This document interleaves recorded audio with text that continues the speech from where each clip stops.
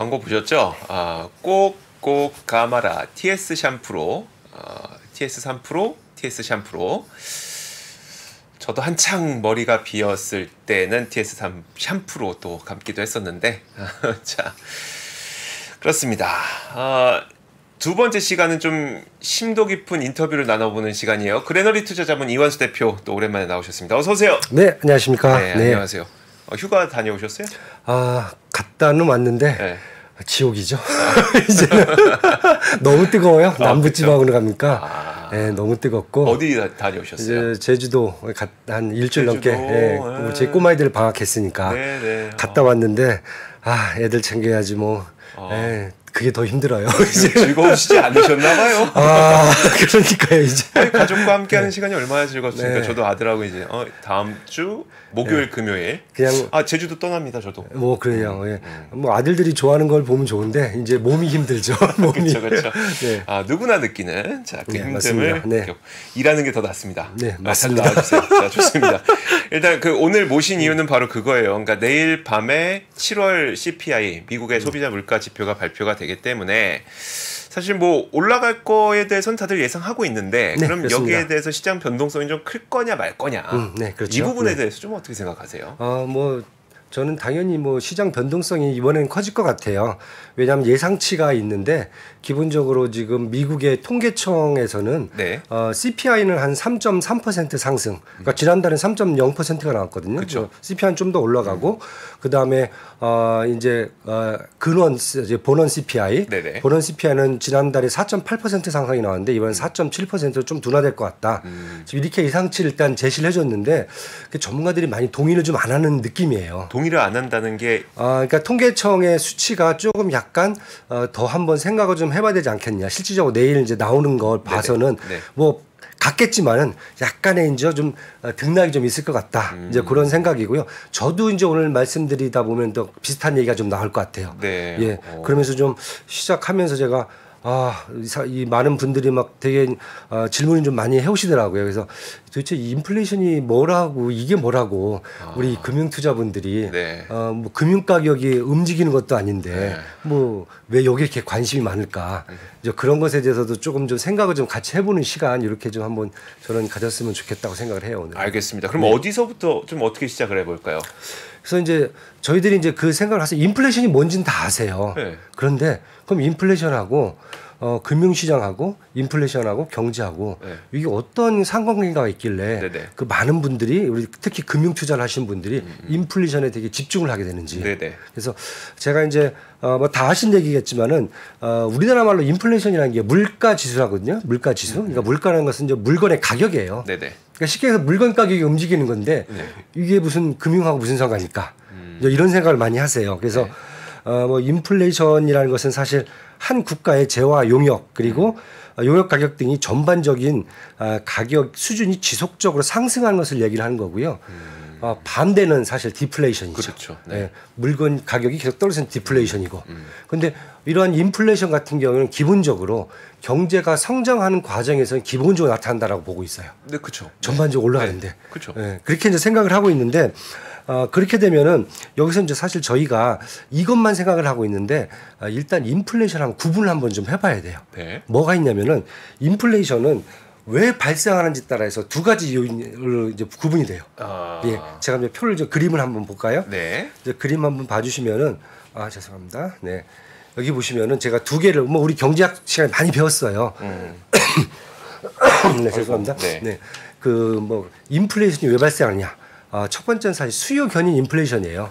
뭐냐면 국가의 어떤 총 수요가 증가를 했다. 그러니까 공급이 못 따라간다는 거죠. 그렇죠. 그러니까 생산이 이게 안 되니 생산이 이제 수요를 충분히 못 맞추니까 결국 물건 가격이 올라간다는 얘기거든요. 근데 사실 이것은 되게 좋은 현상이에요.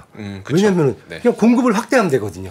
일단 물건을 더 만들어 버리면 되기 때문에 그 만드는 과정에서 생산이 더 향상이 되기 때문에 경제가 성장을 하거든요. 그래서 이건 되게 좋은 인플레이션으로 봐요, 저희가. 그래서 우리가 대부분 얘기할 때 이런 것을 바로 이제 수요 견인 인플레이션을 이제 경제 성장의 그 청신호다 이렇게 얘기를 하고요.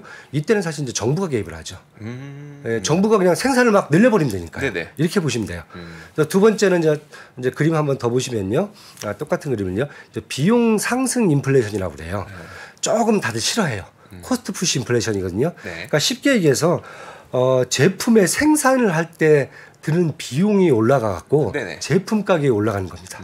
그러니까 수요 공급이 아니라 제품 자체의 생산 비용이 올라가는 거죠. 네네. 가장 큰 게 뭐 원자재 비용, 임금 이게 두 개 가장 크고요. 그다음에 물류 보관 비용까지 다 여기 들어가죠. 네네. 그런데 이러한 비용 상승 인플레이션이 나왔을 경우에는 만약에 경제가 좀 뭐랄까 침체가 되는 경우가 좀 있어요. 네네. 이럴 때 나왔던 게 요즘 많이 하시는 디플레이션 말고 하이퍼 인플레이션? 스태그플레이션. 스태그플레이션. 예. 이런 일이 또 발생을 하는 거죠. 그런데 사실 이때 보시면은 이렇게 코스트가 올라가서 나오는 인플레이션 같은 경우에는 대부분 어떤 생각을 많이 하면은 통화의 공급량이 실제 통화의 수요량보다 더 초과 공급이 됐기 때문에 나온다고 많이 봐요. 네네. 이럴 때는 통화량 얘기가 나면 당연히 중앙은행이 개입을 해야 되죠. 네네. 이때 사실은 요 비용 상승 인플레이션 때는 중앙은행의 개입이 되게 커집니다. 그래서 요거 두 개를 좀 구분해 봐야 돼요. 네. 요거 하나인지 한번 보시고요. 그다음에 저희가 이제 또 하나 보셔야 될 게 이제 두 번째는 이제 그러면 우리가 주로 이제 인플레이션이 얘기하는 개인 소비자 물가 지수요. 네. 그러니까 개인 입장에서 개인의 소비자 입장에서 봤을 때 이제 인플레이션이죠. 도대체 뭘로 구성이 되어 있느냐. 네. 이건 다들 간과하는 경우가 많아요.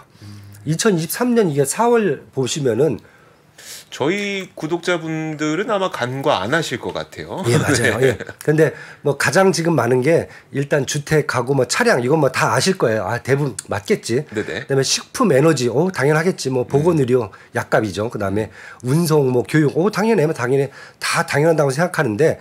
요게 비중이 이렇게 섞여져 갖고 요것을 갖고 가중치죠. 네네. 지수를 만들어내는 겁니다. 그렇죠. 그리고 지수를 만들고 그 지수가 전년 대비 아니면 전월 대비 네네. 이런 식으로 해서 이제 몇 퍼센트가 올랐는지를 갖고 인플레이션의 강도를 측정하는 거거든요. 네. 그런데 여기서 하나 저희가 더 봐야 될 게 근원 이제 CPI라는 게 있어요. 그렇죠. 네. 에너지와 식품을 제외합니다.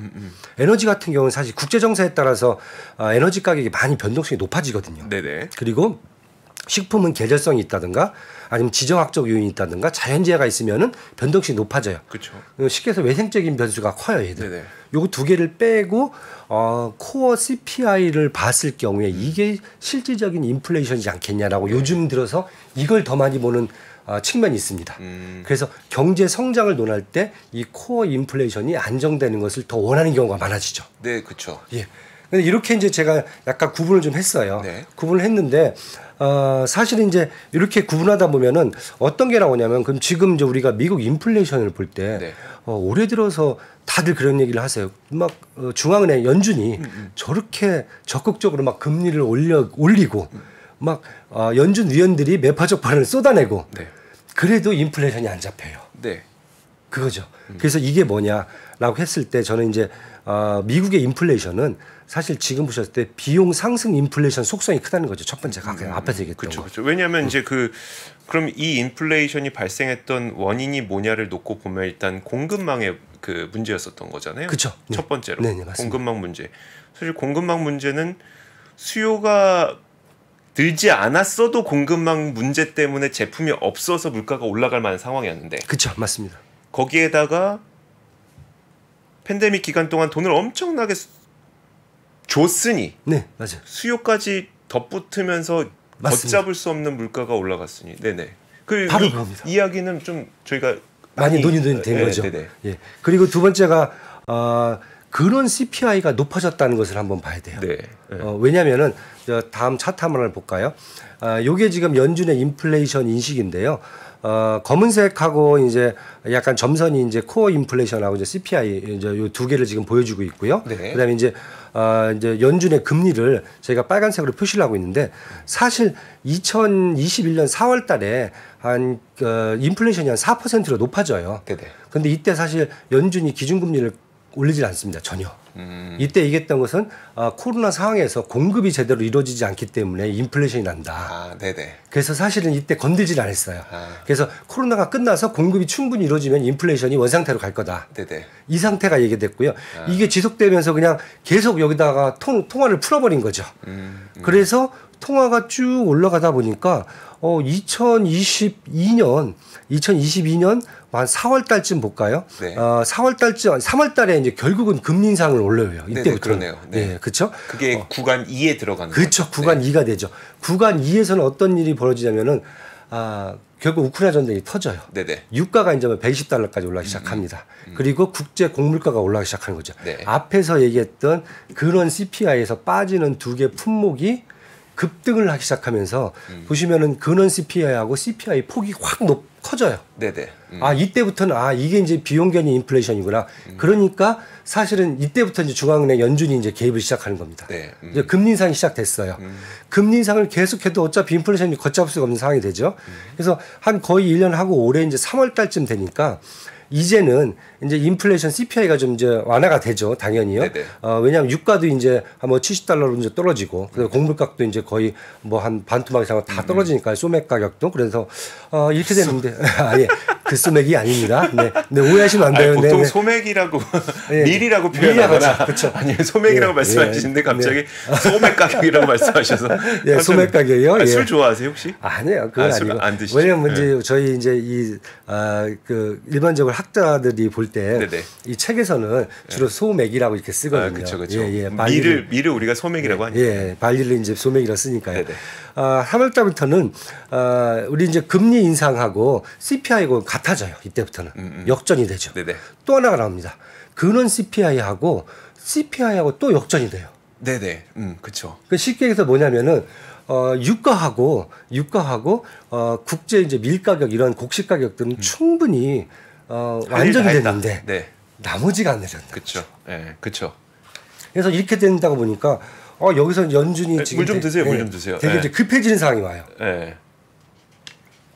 네, 급해지는 상황이 오죠. 그래서 지금까지 뭐 많은 분들이 그러세요. 원래는 올해 뭐 하반기쯤 되면은 거의 기준금리 인하를 다들 생각을 하셨었어요. 연초에. 네네. 그런데 이건 이제 물 건너 간 것 같고요. 그쵸. 제가 봤을 때는 현재 상황이라면은 CPI가 이제 다음 달에 이제 제가 좀 이따 이제 전망을 한번 해볼 수도 있는데 할 수도 있는데 이 정도 상황이면은 아마 연준에서 연말까지 계속 통화 긴축을 통화 긴축 중단한다던가 아니면 이제 완화시킨다던가 이것은 쉽지가 않은 상황이 됐다. 이제 이렇게 보셔야 될 것 같아요. 그래서 결국 국내 이제 금융시장은 인플레이션이 갖고 있는 수치도 중요하지만은 그것을 연준이 어떻게 해석해서 통화 정책을 가져가느냐 이 부분에 의해서 본다면은 되게 우호적인 상황은 아니다라고 보셔야 될 것 같아요. 어떻게 해석하느냐, 연준이 어떻게 해석하느냐. 그렇죠. 네네. 네, 시장은 사실 다들 똑같이 해석을 해요. 일단 시장 컨센서스 나온 거 보면요. 네네.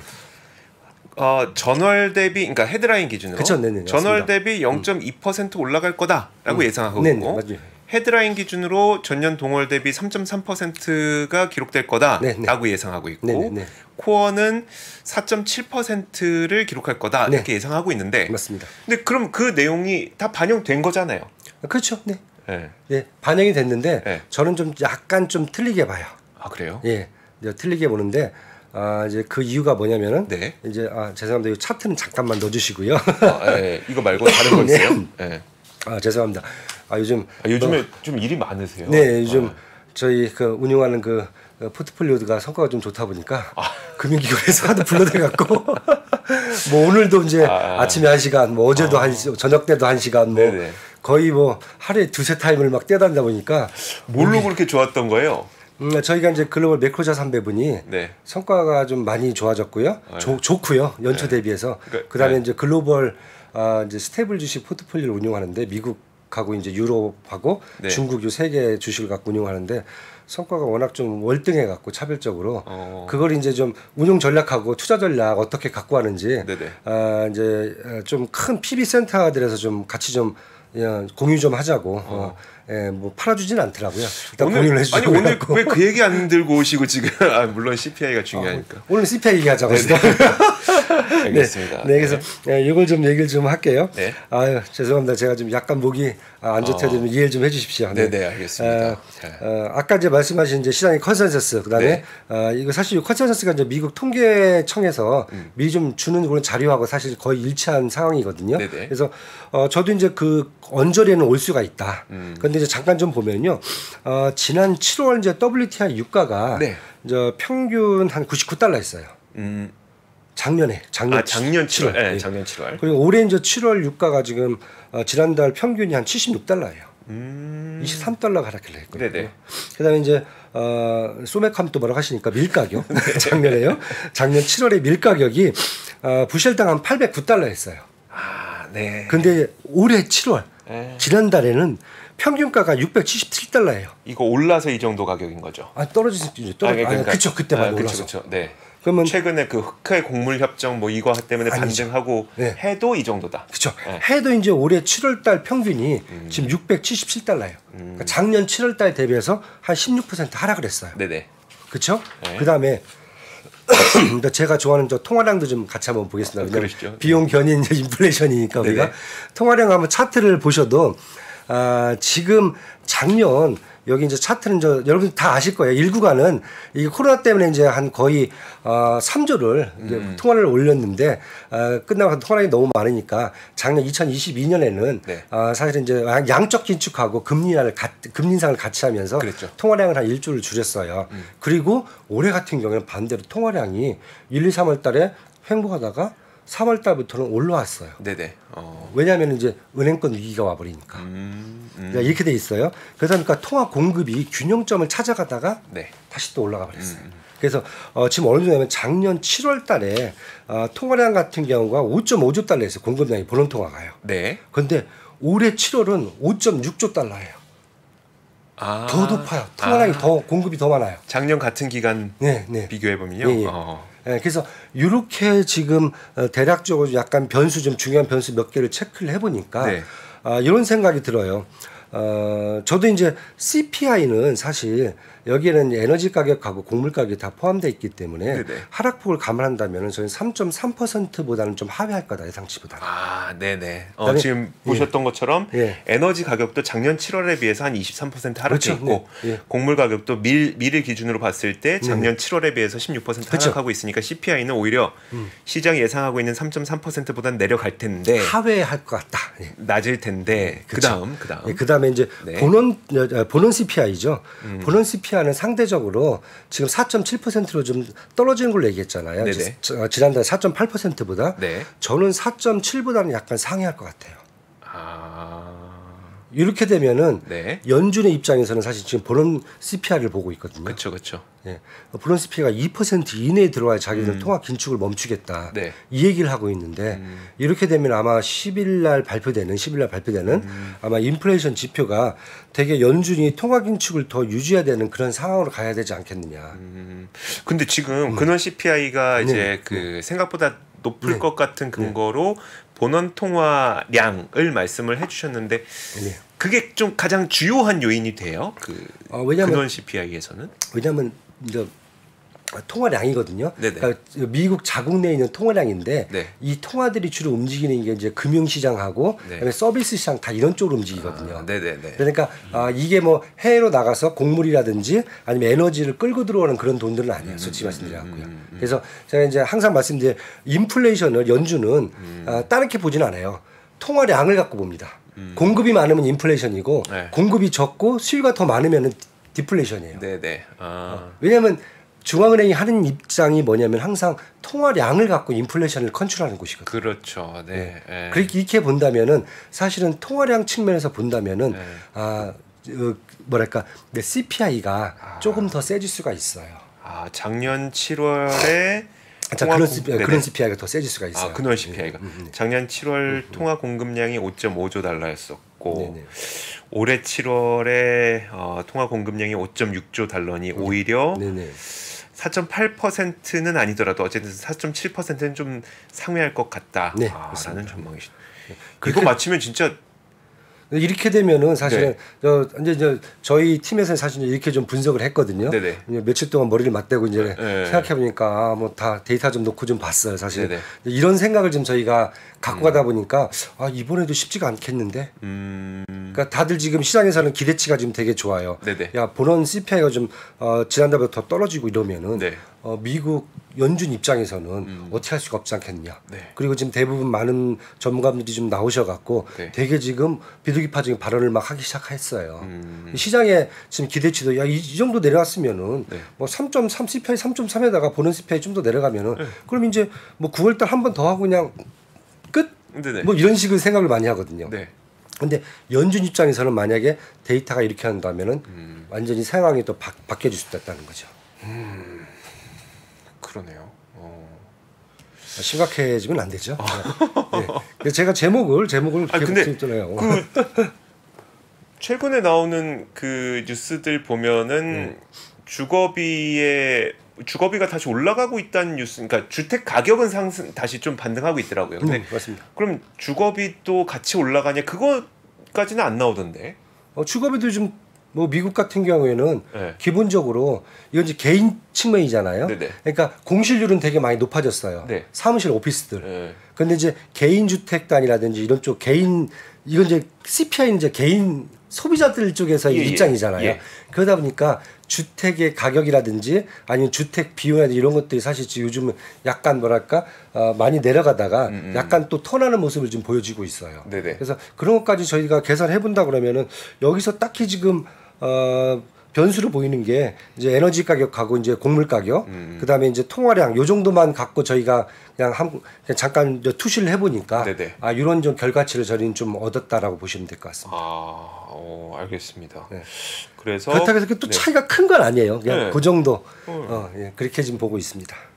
내일은 아무래도 근원 CPI 숫자가 제일 중요하겠네요. 그게 사실은 지금 뭐랄까 연준 입장에서는 가장 그걸 먼저 보고 있습니다. 그리고 사실 이번 CPI를 놓고 많은 분들이 말씀하시는 게 헤드라인도 그렇고 근원 숫자도 그렇고 그게 중요한 게 아니라 세부 내용이 중요할 거다. 어쨌든 결국 그 아까 앞서 보여주셨던 것처럼 그 주거비랑 지금 자동차가 차지하는 비중 거의 50% 가까이 되니까 맞아요. 이거 세부 내용들 봐야 될 것 같다라고 하는데. 그것도 좀 저희는 이제 그 비중은 이제 크게는 보진 않았어요. 왜냐하면은 주택이 지금 주택 가격하고 주택 거주 비용 이런 것들이 전반적으로 그렇게 크게 바뀐 것 같지는 않아요. 전달에 비해서. 여기 하나가 있고요. 그다음에 작년 대비 마찬가지고요. 또 하나는 이제 두 번째가 자동차 이제 관련된 차값이 있잖아요. 차값 비중 중에서 인플레이션 감축법이 들어가면서 사실 이제 전기차라든지 아니면 이런 이제 그 비용들이 보조금 이런 것들이 좀 많이 나가면서 자동차에 대한 전반적인 그 가격 비용이 있잖아요. 그것도 이렇게 크게 많이 변동됐다고 보진 않아요, 저희들은요. 그러니까 작년 7월달 대비해서, 그러니까 이번 7월달 같은 경우는 저희들은 다른 것보다 에너지 가격하고 곡물 가격 위주로 좀 더 보는 게 더 맞지 않겠느냐. 그렇다고 보면은 CPI는 조금 출렁일 수 있는데 그런 CPI는 그렇게 딱히 크게 지난달보다 뭐 좀 더 뭐 기대치는 좀 빠지는 걸로 보고 있는데 저희들은 그렇지는 않고 뭐 지난달과 거의 비슷하게 나오지 않겠느냐. 이렇게 지금 저희는 보고 있습니다. 가격 인하를 7월에 많이 하지 않았나요, 자동차 업체들이? 많이 했죠. 그래도 안 빠져요? 그런데 그렇다고 또 판매량 이런 것도 다 감안하셔야죠. 판매량 곱하기 가격이니까. 그렇죠. 그렇죠.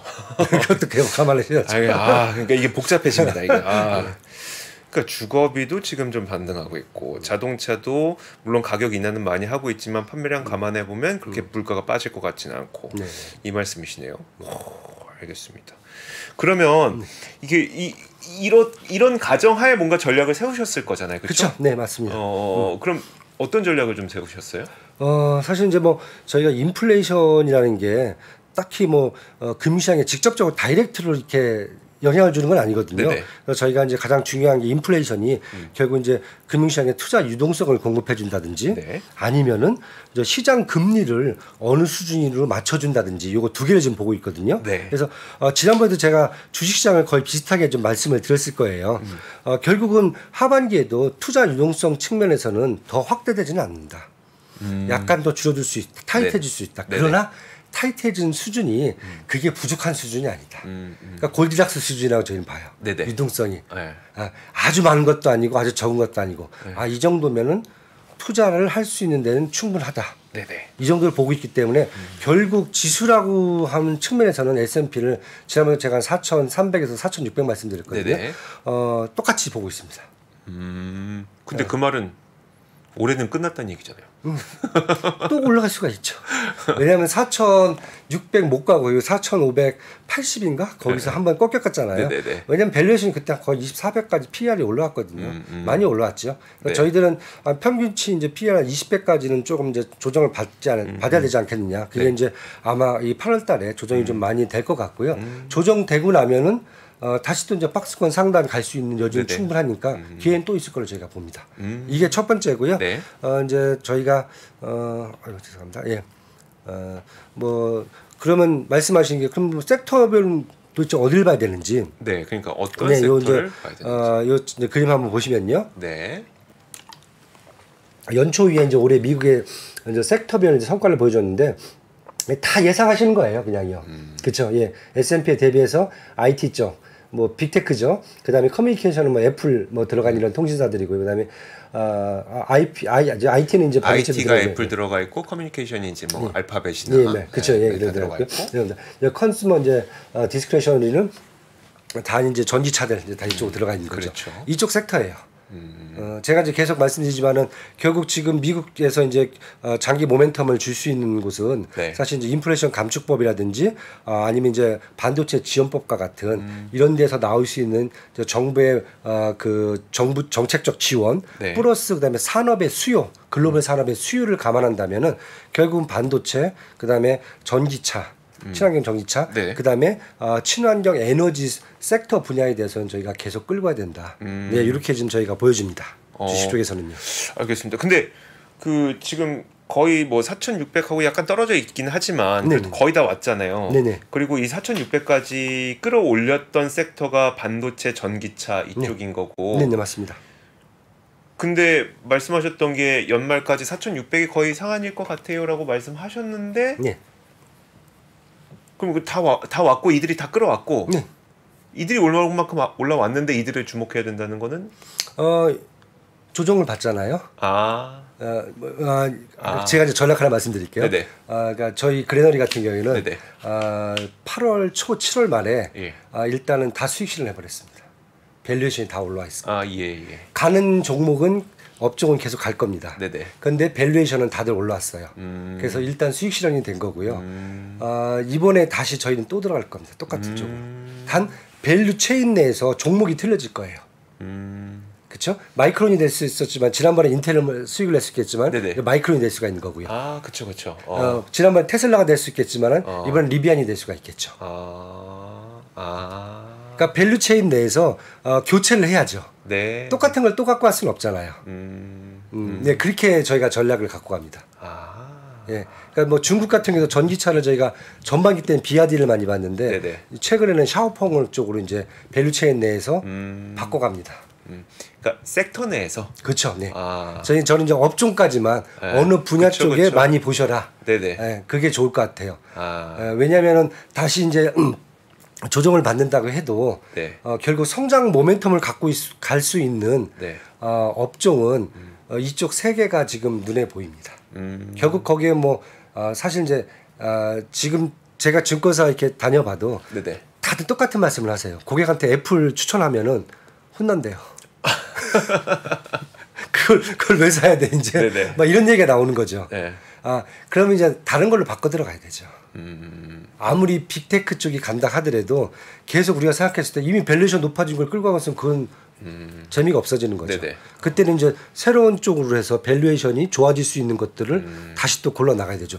단 어느 업종에서 들어가야 되느냐. 업종을 바꿔가지 말고 차라리 그 업종 내에서 계속 가는 게 아마 더 종목을 고르고 또 쉽게 성과를 낼 수 있는 방법이 되지 않겠냐 이렇게 보여집니다. 무슨 말씀인지 알겠습니다. 이 말씀 하려고 오늘 30분의 이야기를 아니 오늘 인플레이션 얘기했어요. 요즘 연준이 이게 저희가 생각하듯이 연준이 뭐 모든 문을 열어줄 것 같지는 않아요. 연말까지 그걸 감안하고 가야 돼요. 지금 연말까지는. 근데 그게 매크로 상황이 변한다고 하더라도 섹터는 변치 않는 거네요. 네, 제가 봤을 때는 대신 매매 타이밍이 변하는 거네요. 그렇죠. 대신에 이제 업종이 더 차별화가 심해지는 거죠. 왜냐하면 다른 업종은 근데 업종이 보세요. 업종 내에서 좋아요. 반도체랑 그리고 전기차예요. 근데 지금 그 말씀하셨던 것처럼 물가 문제가 해결이 안 될 것 같으니까 결국은 뭐 금리를 올리든 아니면 그 높은 상태를 계속 유지하든 그럼 이런 상태에서 같은 업종 내에서 버틸 수 있는 기업은 돈이 많은 기업이잖아요. 그렇죠. 네. 그럼 종목이 안 바뀌잖아요. 투자할 수 있는 종목이 안 바뀌잖아요. 많은 기업이 하나가 될 수가 있겠고요. 또 왜냐하면 유동성이 제가 아까 말씀드렸잖아요. 타이트해지겠지만은 그렇다고 부족한 상황은 아니다. 네. 그러면은 두 가지입니다. 이미 실적이 견고한 회사 플러스 실적이 견고해질 것으로 예상되는 회사. 두 개 같이 가야죠. 지금은 좋은 기업들이었는데 그러니까 실적이 이미 좋은 기업. 예를 들어 전기차로 놓고 보자면 지금까지는 테슬라였는데 이미 좋으니까 대신 테슬라는 밸류에이션이 많이 올랐고 같은 섹터 내에서 리비안이라고 하는 거는 물론 지금은 아직도 적자이지만 그렇죠. 앞으로 좋아질 것으로 보이는 그렇죠. 만약에 이제 그렇게 또 볼 수 있고 거기에다가 그 다음에 그러면은 미국 정부가 지금 포드라든지 GM 같은 회사들을 전기차 자동차 회사로 지금 탈바꿈 시키고 있어요. 그렇죠. 보조금 줘가면서. 그래서 지금 얘기하는 게 GM은 2027년까지 100만 대 생산. 그다음에 포드는 200만 대 생산이에요. 근데 가능하거든요. 둘 다 뭐 전혀 그게 무리한 수치가 아니에요. 그걸 맞추기 위해서 이미 지금 우리가 하는 SK하고 이제 다 해놨잖아요. 그러면은 지금 앞단에서는 테슬라와 같은 전기차 업체들이 먼저 성과를 낼 수가 있겠죠. 밸류에이션이 높아지고 나면 그 다음에는 시간이 지날수록 내연기관차 중에서 전기차를 탈바꿈하는 회사들도 어떻게 보면은 밸류에이션이 또 좋아질 수가 있겠죠. 그럼 그 다음은 또 옮겨가는 거죠. 그래서 같은 밸류체인 내에서 계속 그 상황을 주시하면서 투자를 해야죠. 그렇구나. 그러니까 지금은 이제 인플레이션이라는 상황이 이게 녹록치가 않기 때문에 그러니까 모든 업종들이 그냥 다 갈 수 있다는 상황은 아니에요. 저희가 그냥 몇 개 업종을 집중적으로 공략해라 주시장은. 그래야죠. 왜냐하면 그렇게 될 수밖에 없어요. 유동성이 그렇게 많지가 않잖아요. 그렇다고 적은 것도 아닌데 그렇다면 결국은 원하는 곳에만 중요한 곳에만 딱 집중적으로 투자를 하게 돼 있습니다. 알겠습니다. 그래서 반도체, 전기차. 이게 근데 딴 종목으로 가기가 참 쉽지가 않더라고요. 맞습니다. 근데 또 업종이 워낙 광범위해요. 그것도 그렇죠. 그것도 그렇죠. 워낙 많아요. 또 보면은. 알겠습니다. 자, 오늘 참 인플레이션에서부터 시작해서 사실 오늘은 인플레이션 얘기 끝내려고 했는데 저의 장점이 이런 데 있는 것 같아요. 막 되게 얘기하면서 이렇게 뭔가 잘 못 알아듣겠고 막 이런 표정 짓잖아요. 그러면 결국 출연자분들이 속에 있는 얘기를 털어놓습니다. 오늘 결국 전략 하나 풀어놓고 가시는 거잖아요. 원래 준비도 안 됐던 전략 풀어놓고 가시는 거잖아요. 인플레이션만 얘기해달라고 그래갖고. 저의 장점입니다. 이게. 그것만 줄줄이 써왔거든요 지금. 제가 이런 묘미가 있어요 여러분. 그래서 이제 출연자분들이 참 좋아합니다. 자, 좋습니다. 그레너리 투자자문 이완수 박사님과 함께 이야기 나눠봤습니다. 고맙습니다. 네, 감사합니다.